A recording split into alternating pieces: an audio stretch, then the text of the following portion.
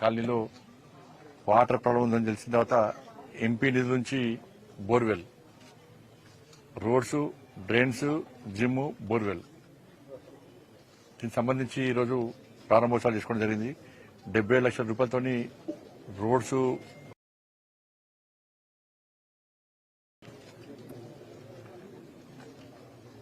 ఇప్పటి నుంచి ప్రారంభమైంది. అతి త్వరలో వారం రోజుల లోపలనే యూడీఎఫ్ ఫండ్స్ ద్వారా కరీంనగర్లో రోడ్ల నిర్మాణం చేపట్టబోతున్నాం. 2-3 రోజుల తర్వాత వాటి కూడా ప్రారంభోత్సవాలు చేస్తాం. యూడీఎఫ్ ఫండ్స్ 50 కోట్ల రూపాయల యూడీఎఫ్ ఫండ్స్ తో మొత్తం కరీంనగర్లో రోడ్లు వేస్తున్నాం అన్ని డివిజన్లలో. 3 నెలల లోపల యూసీఎఫ్ అర్బన్ ఛాలెంజ్ ఫండ్ కింద 840 కోట్ల రూపాయల నిధులు కేంద్ర ప్రభుత్వం ఇచ్చింది. మేము ఎన్నికల ముందు హామీ ఇచ్చినాం. భారతీయ జనతా పార్టీకి మేయర్ పదవి ఇవ్వండి, మేయర్ బాధ్యతలు మాకు అప్పచెప్పండి, మేము కరీంనగర్ను సుందరంగా తీర్చిదిద్దాం, ప్రజల సమస్యను పరిష్కరిస్తామని చెప్పి ఎన్నికల ముందు మాట ఇవ్వడం జరిగింది. ఇచ్చిన మాట ప్రకారం గెలిచిన తర్వాత 100 రోజుల లోపలనే నరేంద్ర మోడీ గారిని కలిసి అర్బన్ డెవలప్మెంట్ మినిస్టర్ కలిసి ఒప్పించి 840 కోట్ల రూపాయల యూసీఎఫ్ ఫండ్స్ తీసుకోవడం జరిగింది. మీకు తెలుసు, గతంలో కార్పొరేట్లు అందరూ ఇబ్బంది పడేవాళ్ళు, ఫండ్స్ ఉన్నాయా లేవా, కాంట్రాక్టర్లు కూడా పనిచేయడానికి సిద్దంగా లేరు, బిల్స్ వస్తాయా రావా అని చెప్పండి. ఇప్పుడు కాంట్రాక్టర్లు పోటీ పడుతున్నారు పనిచేయడానికి. కార్పొరేటర్ల చేతి నిండా పని ఉంది. వాళ్ళ గల్లా ఎగరేసుకుని తలెత్తుకొని నేను కార్పొరేటర్ను, నేను అభివృద్ధి చేయడానికి సిద్దంగా ఉన్నా అని చెప్పి చెప్పుకునే పరిస్థితి అలా కరీంనగర్లో ఉంది. ఎందుకంటే 50 కోట్ల రూపాయలు వచ్చినాయి, మళ్ళీ 30 కోట్ల రూపాయలు అర్బన్ యూడీఎఫ్ ఫండ్స్ రాబోతున్నాయి. స్మార్ట్ సిటీకి సంబంధించి 70 కోట్ల రూపాయలు వచ్చినాయి. ఇలా యూసీఎఫ్ 840 కోట్ల రూపాయలు వచ్చినాయి. దీని ద్వారా అంతర్గత రోడ్ల నిర్మాణం పూర్తవుతుంది, డ్రైన్స్ పూర్తవుతాయి. దీనిలో ప్రజలందరూ తీవ్ర సమస్యగా ఎదుర్కొంటున్నటువంటి డంపింగ్ యార్డ్ కోసము 80 కోట్ల రూపాయలు కేటాయించాం. డంపింగ్ యార్డ్ కోసం శాశ్వత పరిష్కారం కోసం 80 కోట్ల రూపాయలు డంపింగ్ యార్డ్ కోసం కేటాయించడం జరిగింది. పార్కింగ్ సంబంధించి కూడా ఈ పార్కింగ్ సమస్యకు శాశ్వత పరిష్కారం కావాలని చెప్పి 25 కోట్ల రూపాయలతోని ఇలా పార్కింగ్ వ్యవస్థ కూడా ఏర్పడడానికి ప్రత్యేక నిధులు కేటాయించడం జరిగింది. అమృత్ ద్వారా దాదాపు 300 కోట్ల రూపాయలు వచ్చినాయి. కానీ రోడ్లు గాని, డ్రైన్స్ గాని, వాటర్ ఫెసిలిటీ గాని ఇవన్నిటి కూడా శాశ్వత పరిష్కారం కోసం ఈరోజు మేము కరీంనగర్ కార్పొరేషన్ ను ఒక మోడల్ కరీంనగర్ గా తీర్చిదిద్దే ప్రయత్నం చేస్తున్నాం.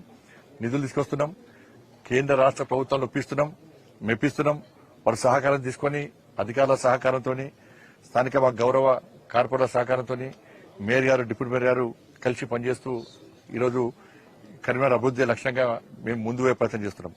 మీ అందరూ తెలిసిన పార్లమెంట్ సభ్యునిగా గెలిచిన తర్వాత దాదాపు 22 వేల కోట్ల రూపాయలకు పైగా నిధులు తీసుకొచ్చిన కరీంనగర్ పార్లమెంట్ నియోజకవర్గానికి. దానిలో 10,000 కోట్ల రూపాయలు కేవలం రోడ్ల కోసమే.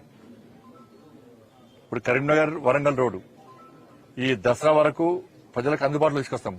దాదాపు 80%, 85% పూర్తయిపోయింది.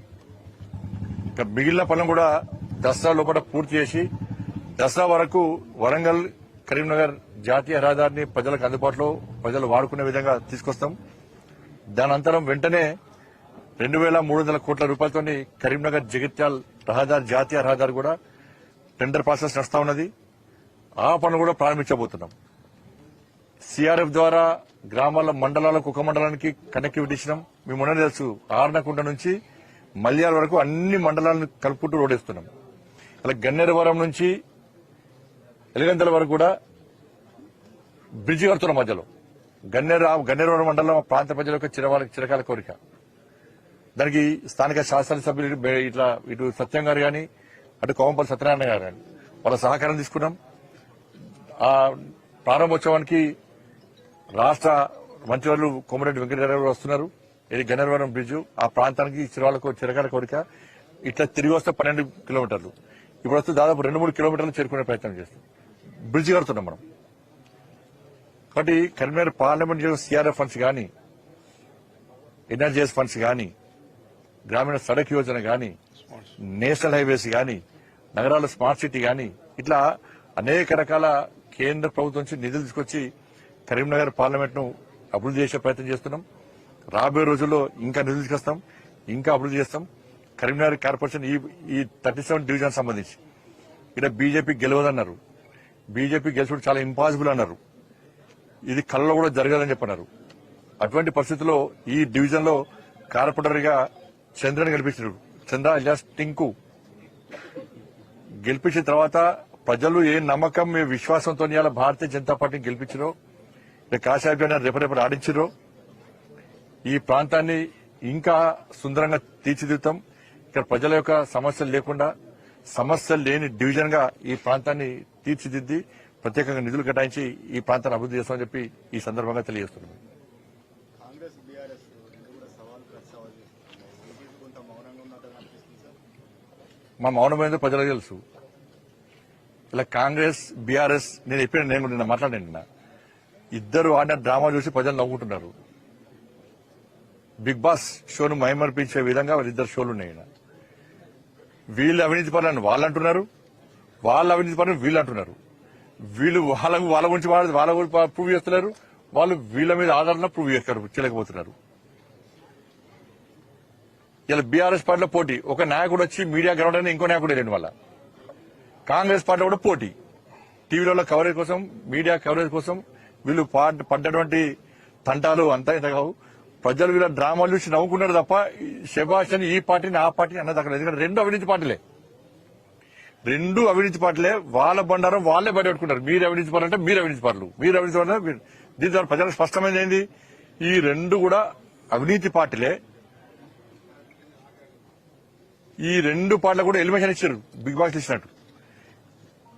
ఇవాళ డబుల్ ఇంజన్ సర్కార్ రావాలి, తెలంగాణ రాష్ట్రంలో నీతి నిజాయితీవంతమైన పాలన సాగాలంటే, నిధులు రావాలంటే, అభివృద్ధి చెందాలంటే ఈసారి బీజేపీకి అవకాశం ఇద్దాం, డబుల్ ఇంజన్ సర్కార్ రావాలని చెప్పి ప్రజలందరూ మా వైపు ఉన్నారు. కాబట్టి ప్రజలు ఆ షోను చూసి ఎంజాయ్ చేస్తున్నారు. కాబట్టి మేము కూడా దాన్ని డిస్టర్బ్ చేద్దానికి మేము కూడా చూస్తూ ఎంజాయ్ చేసినాం. మేము కూడా ఆ షో చూసి, బిగ్ బాస్ షో చూసి. కాబట్టి వాళ్ళ నిజాయితీ ఏదో అర్థమైంది. ఇవాళ రాష్ట్ర ముఖ్యమంత్రి ప్రశ్నిస్తున్నాను నేను.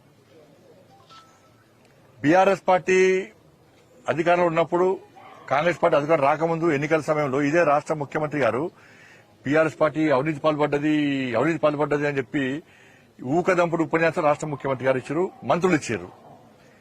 బీఆర్ఎస్ పార్టీ పాల్పడ్డ ఒక్క అవినీతి మీ బయటకు వస్తలేదు, నాకు అర్థం కాలే. ఒక్క అవినీతి, ఫోన్ ట్యాపింగ్ పొట్టు చేసిండ్రు. భార్యాభర్త నిన్నగాక మొన్న స్పీచ్ ఇచ్చిన ముఖ్యమంత్రి గారు భార్యాభర్తల ఫోన్లు కూడా విన్నారు అన్నారు. ఇవాళ ఆ సిట్టు విచారణ, ఫోన్ ట్యాపింగ్ సంబంధించి సిట్టు విచారణ ఏ విధంగా ఉందంటే టీవీ సీరియల్లకే సాగుతూనే ఉన్నది. వందల మందిని, వేల మందిని పిలుస్తున్నారు, విచారణ అంటున్నారు, టీవీలలో వస్తున్నది. మీరు గిన్ని రోజుల నుంచి విచారణ చేసి గిన్ని వందల మందిని పిలిచి మీరు సాధించింది ఏంటి? ఇంకెన్ని రోజులు విచారణ సాగిస్తారు? ఇది ఎన్ని రోజులు విచారణ సాగిస్తారు? ఇంత జరిగిన విచారణలో ఏం బయటపడ్డది? అప్పుడున్నటువంటి కాంగ్రెస్ పార్టీ, బీఆర్ఎస్ పార్టీ ఎమ్మెల్యేలు, అప్పుడున్న బీఆర్ఎస్ పార్టీ ఎమ్మెల్యేలు కూడా కేసీఆర్ కలిసి ఒప్పించి, సార్ నా ఏరియాలో ఫలానా నాయకుడు నన్ను ఇబ్బంది పెడుతున్నాడు, ఆయన కూడా ఫోన్ మనం వినాలని చెప్తే ఆ వ్యక్తులు ఫోన్ ట్యాపింగ్ జరిగింది. ఎమ్మెల్యేలు కూడా ఫోన్ ట్యాపింగ్ పాల్పడ్డారు, బీఆర్ఎస్ పార్టీ ఎమ్మెల్యేలు. ఇంత తతంగం జరిగింది. ముఖ్యమంత్రి గారే ఫోన్ ట్యాపింగ్ జరిగింది అంటున్నారు, ఆయన ఫోనే విన్నారంటున్నారు. మరి అటువంటి ముఖ్యమంత్రి గారు ఈ ఫోన్ ట్యాపింగ్ విషయంలో ఎందుకు శ్రద్ధ వహిస్తలేరు? ఇంకా ఎన్ని వేల మందిని పిలుస్తారు? ఎన్ని రోజులు ఈ సీరియల్ కొనసాగిస్తారు? దీని సమాప్తం ఎప్పుడు? మీరు ఎప్పుడు కేసులు బుక్ చేస్తారు? ఎప్పుడు ఛార్జ్ షీట్ చేస్తారు? ఎప్పుడు నిందితులను అరెస్ట్ చేస్తారు? ఛార్జ్ షీట్ వేస్తారా? అసలు ముఖ్యమంత్రి గారు చెప్పాలి, ఫోన్ ట్యాపింగ్ విషయంలో మీరు వేసిన సిట్టు దానికి నిబద్ధత ఉందా? ఫస్ట్ అధికారులు మంచోళ్లే, కానీ అధికారులు ఫ్రీడమ్ ఇస్తలేరు. రాష్ట్ర ముఖ్యమంత్రి గారి ఆదేశం ఏంటంటే దీనికి ఇట్నే చెప్తూనే ఉండరు. ఇక ఛార్జ్ షీట్ లేదు, ఎంక్వైరీ లేదు, ఏం లేదు, టైం పాస్ పాలిటిక్స్ అని కూడా. దాని మీద రాష్ట్ర ముఖ్యమంత్రి స్పందించాలి. ఇలా ఇద్దరి మధ్యలో match fixing. Bharatiya Janata party strength అవుతున్నది. నితిన్ నబీన్ గారు తెలంగాణ రాష్ట్రంలో పయనించిన తర్వాత పార్టీ కార్యకర్తల లోపల ఇంకా జోష్ వచ్చింది. కార్యకర్తల సమావేశాలు పూర్తిసార్లు సక్సెస్ అయినాయి రామచంద్ర గారి నేతృత్వంలో. కాబట్టి భారతీయ జనతా పార్టీ చాప కింద నీళ్ళ పైకి వస్తున్నది. కాబట్టి భారతీయ జనతా పార్టీ రానియొద్దని చెప్పి ఈ రెండు పార్టీలు కుమ్మక్కై ఈ డ్రామాలు ఆడుతున్నారు. మీ డ్రామాలను ప్రజలు గమనించారు, గుర్తించారు. మీ డ్రామాలు ఇక సాగని విషయాన్ని గుర్తించుకోవాలి. సీఎం గారు కూడా నితిన్ నబీన్ పర్యటన పైన కొన్ని కామెంట్లు చేశారు. మంత్రులు కూడా కామెంట్లు చేస్తూ బీజేపీ అధికారంలోకి రావడం చాలా తెలంగాణలో పెద్ద పెద్ద ఆశలు ఉన్నాయని చెప్పేసి కొన్ని కామెంట్ చేస్తారు. కాంగ్రెస్ పార్టీ దుబ్బాకలో డిపాజిట్ రాలే. కాంగ్రెస్ పార్టీకి దుబ్బాక ఎన్నికలు ఉప ఎన్నికల్లో డిపాజిట్ రాలే. హుజాబాద్ ఉప ఎన్నికల్లో డిపాజిట్ రాలే కాంగ్రెస్ పార్టీకి. మునుగోడు ఎన్నికల్లో ఉప ఎన్నికల్లో కాంగ్రెస్ పార్టీ డిపాజిట్ రాలే. హైదరాబాద్ లో 2 గెలిచింది. కరీంనగర్ గత కార్పొరేషన్ ఒక్కరికి గెలవలే. వరంగల్ గత కార్పొరేషన్ ఒక్కరికి గెలవలే. మీకు క్యాడర్ లేదు, గెలిచే కెపాసిటీ లేదు. మీ అధికారికి వచ్చిన లేదా? కానీ మీదకి హవాలా రాం. మేము కాంగ్రెస్ పార్టీ మీద ప్రజా సమస్యల యుద్దం కొనసాగించి ప్రజల మెప్పు పొంది ప్రజల ఆశీర్వాదంతో మేము వస్తాం అధికారంలోకి. సార్ ఇంకొకటి అర్బన్ ఛాలెంజ్ ఫండ్ అని చెప్పేసి మీరు తీసుకొని వచ్చామని చెప్పి మీరు చెప్తున్నారు. 800 కోట్లు సుమారు. మంత్రి పొన్నం ప్రభాకర్ మాట్లాడుతూ అర్బన్ ఛాలెంజ్ ఫండ్ కేంద్రం ఇచ్చింది ఎక్కడిది? 50% బ్యాంకులోను, 25% రాష్ట్రం ఇస్తుంది, 20% కేంద్రం ఇస్తుందా? 50% లోన్ కూడా మేమే గ్యారెంటీ ఇవ్వాలి, అది కేంద్ర నిధులు ఎట్లయితే అని చెప్పి ప్రశ్నించింది. దానివల్ల అవగాహన అయితే నిదర్శనం అది. అర్బన్ రాష్ట్ర ప్రభుత్వం ఎందుకెళ్ళే? అర్బన్ ఛాలెంజ్ ఫండ్ దేశంలో కేవలం 17 ప్రాజెక్టులే. పునః ప్రోగ్రాం అర్థం చేసుకోవాలి. ఇది దేశంలో కేవలం 17 ప్రాజెక్టులే. ఈ 17 ప్రాజెక్టులలో కేవలం వరంగల్ మాత్రమే రాష్ట్ర ప్రభుత్వం ప్రతిపాదన పంపింది. 2 సంవత్సరాల క్రితం రాష్ట్ర ముఖ్యమంత్రి గారి ప్రారంభోత్సవాలు చేసిన ఏడా వరంగల్లో. మేము కరీంనగర్లో గెలిచిన తర్వాత ఈ అర్బన్ ఛాలెంజ్ ఫండ్ కింద కరీంనగర్ ను యాడ్ చేసినాం. 2 సంవత్సరాల తర్వాత యాడ్ చేసినాం. దాన్ని గుర్తించాలి. 840 కోట్ల రూపాయలు అర్బన్ ఛాలెంజ్ ఫండ్ కింద. మరి ఈ ప్రభుత్వం ఎందుకు ఇస్తలేదు?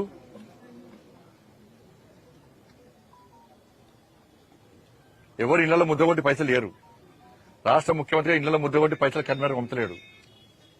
యూడిఎఫ్ కూడా లోనే, ఏదైనా లోనే.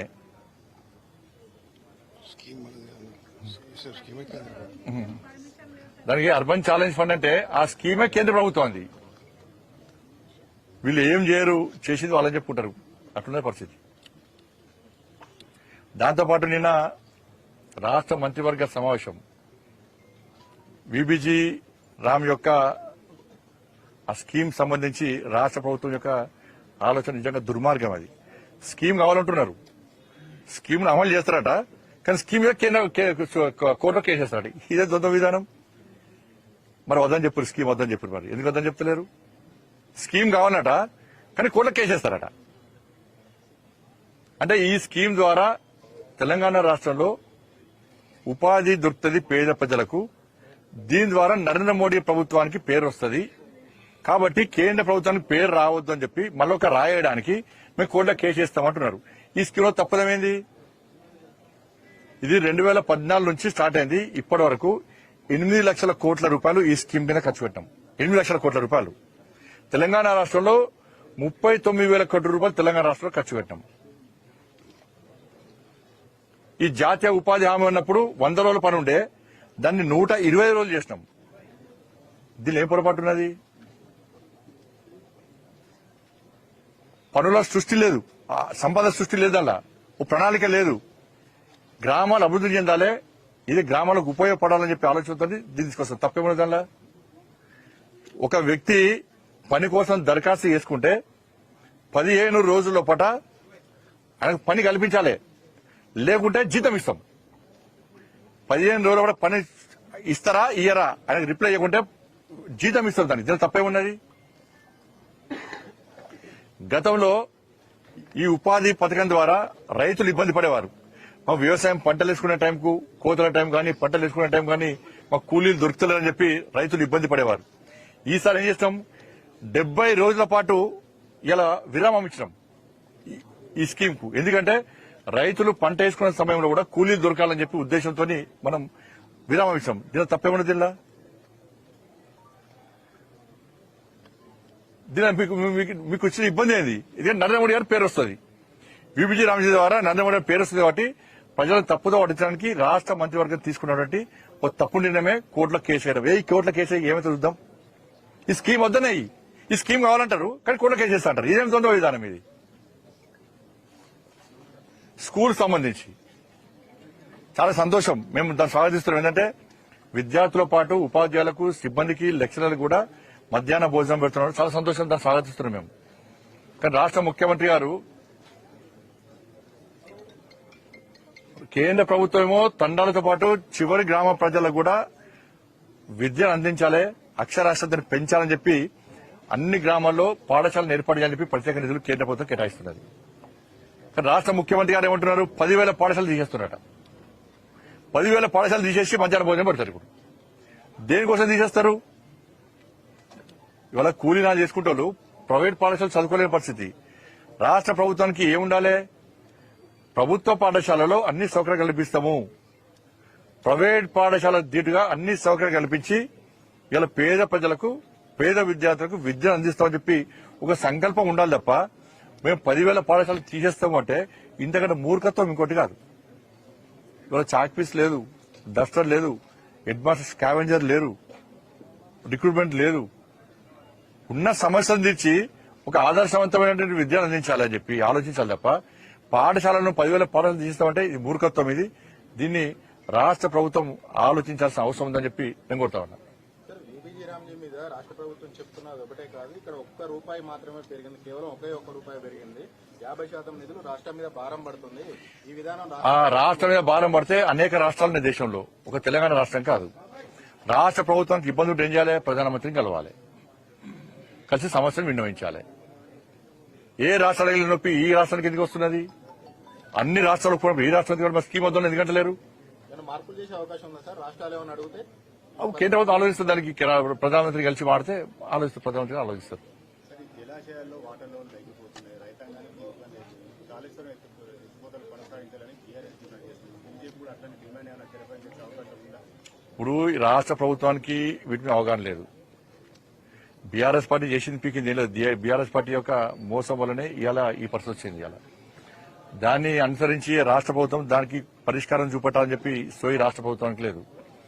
కేవలం కాళేశ్వరంలో ఇది జరిగింది, అది జరిగింది వాస్తవం అని చెప్పి విమర్శలు చేసుకుంటే తప్ప ఇవాళ సాగునీరు గాని, తాగునీరు గాని అందించేటువంటి విధానంలో రాష్ట్ర ప్రభుత్వం ఒక ప్రణాళికాబద్దంగా ముందుగా ప్రయత్నం చేస్తలేదు. దాని గురించి రాష్ట్ర ప్రభుత్వం ప్రత్యేకంగా సమీక్ష చేయాలి, విమర్శలు పక్కకు పెట్టి ప్రజలకు కూడా సమస్యను పరిష్కరించే ప్రయత్నం చేయాలని చెప్పి డిమాండ్ చేస్తారు. సేమ్ ప్లేస్ లో ఉంటుంది డంపింగ్ యార్డ్. ఉన్నదాన్ని ఏ విధంగా చేయాలని చెప్పి కొంతమంది ఎక్స్పర్ట్స్ కంపెనీస్ ఉంటాయి, ఏజెన్సీస్ ఉంటాయి, వాళ్ళ దగ్గర నుంచి డిపిఆర్ తెప్పించుకుంటారు, టెండర్ నిర్వహిస్తారు. ఆ టెండర్ ఇట్లా కొన్ని కండిషన్స్ పెడతారు. దానికి అనుగుణంగా ఏ ఏజెన్సీకి వస్తే ఆ ఏజెన్సీ వాళ్ళు దాన్ని ఆ సమస్యను పరిష్కరించి ఇప్పటి నుంచి అలా స్టోరేజ్ లేకుండా, డంపింగ్ యార్డ్ లేకుండా చేసే ప్రయత్నం చేస్తారు. కమిటీ ఉంటారు, కమిషనర్ గారు ఉంటారు, కలెక్టర్ గారు ఉంటారు, దానికి మేయర్ గారు ఉంటారు, డిపిఆర్ తెప్పించుకుంటారు, దాని మీద తెప్పించుకొని చేస్తూ ఉంటారు. హుజాబాద్ డంపింగ్ యార్డ్ దాన్ని కూడా వ్యతిరేకిస్తున్నాం మేము. హుజాబాద్ డంపింగ్ యార్డ్ ప్రజలకు ఇబ్బంది కలిగే పరిస్థితుల్లో కొత్త డంపింగ్ యార్డ్ ఎట్లా పెడతారు మీరు అంటున్నాను. సింగరేణిలో అవినీతి అక్రమాలు ఎక్కువ ఉన్నాయి, నాణ్యమైన బొగ్గు లేదని చెప్పి పరస్పర ఆరోపణలు. కేంద్ర ప్రభుత్వం దీని మీద విచారణ ఆల్రెడీ మా కేంద్ర మంత్రి కిషన్ రెడ్డి గారు దాన్ని స్పందించారు. దానికి ఎమ్మెల్యే టీం కూడా పోయింది. దాని మీద రాష్ట్ర ప్రభుత్వం విచారణ జరపాలి. రాష్ట్ర ప్రభుత్వం